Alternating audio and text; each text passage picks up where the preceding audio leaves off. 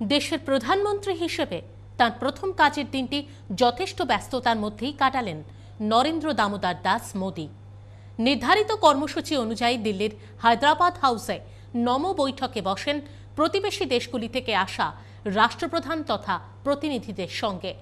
তার মধ্যে আফগানিস্তানের রাষ্ট্রপতি হামিদ কারজাইয়ের সঙ্গে বৈঠক যেমন অন্তর্ভুক্ত ছিল কর্মসূচিতে, তেমনই ছিল মলদ্বীপের রাষ্ট্রপ্রধান আবদুল্লাহ ইয়ামিন গায়ুমের সঙ্গে বৈঠকও।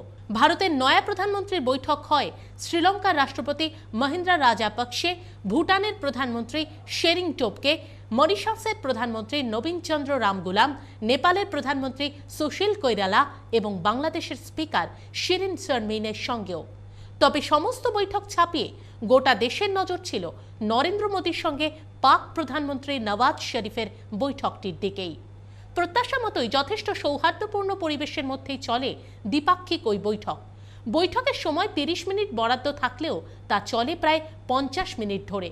সূত্রের খবর, দুই দেশের প্রধানমন্ত্রীর মধ্যে বাণিজ্যিক সম্পর্ক নিয়ে বেশ খানিকক্ষণ আলোচনা চললেও বৈঠকে মূল প্রাধান্য পায় পাক সন্ত্রাসবাদ দমন সংক্রান্ত বিষয়টি। প্রসঙ্গত 2008 সালের মুম্বাইয়ের সেই ভয়াবহ জঙ্গি হামলার ঘটনার পর ভারত পাক দ্বিপাক্ষিক বৈঠক এই প্রথম সম্পন্ন হলো। জানা গেছে, শরীফের সঙ্গে বৈঠকে বসে 26/11 সেই মুম্বাই জঙ্গি হানা মামলার বিচারের বিলম্বের প্রসঙ্গও তোলেন ভারতের নয়া প্রধানমন্ত্রী।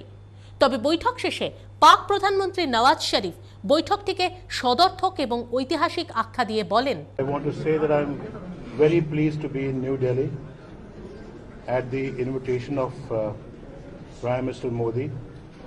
We agreed that our meeting in New Delhi should be a historic opportunity for both our countries. We will succeed in turning a new page in our relations. I stressed to the Prime Minister that we have a common agenda of development and economic revival. It was important for us to work together for peace, progress and prosperity. My government therefore stands ready to discuss all issues between our two countries in a spirit of cooperation and sincerity. We also agreed that the two foreign secretaries would be meeting soon to review and carry forward our bilateral agenda in the spirit of our meeting today. Modi শরীফ এই বৈঠক প্রসঙ্গে রাজনৈতিক মহলের বক্তব্য, যেভাবে ভারতের দায়িত্ব হাতে নিয়ে পাকিস্তানের সঙ্গে এ দেশের ক্রমশ অবনতির পথে হাঁটা সম্পর্কটিকে ইউটার্ন করাতে চাইছেন নরেন্দ্র ভাই মোদী, এবং যেভাবে শরীফের তরফ থেকেও এ ব্যাপারে আগ্রহ দেখা গেছে তা অবশ্যই সদর্থক। কূটনৈতিক মহলের মতে 1999 সালে বাজপেয়ীর আমলে ভারত পাকিস্তান যৌথ কূটনৈতিক প্রয়াস এক মাইল ফলক হয়ে রয়েছে। এবারে নিজের রাজনৈতিক গুরু বাজপেয়ীজির দেখানো সেই পথেই হেঁটে নরেন্দ্র মোদী যে সমঝোতার একটি বার্তাই গোটা দেশকে দিতে চাইলেন তা বলাই বাহুল্য। Bureau report, CTVN plus.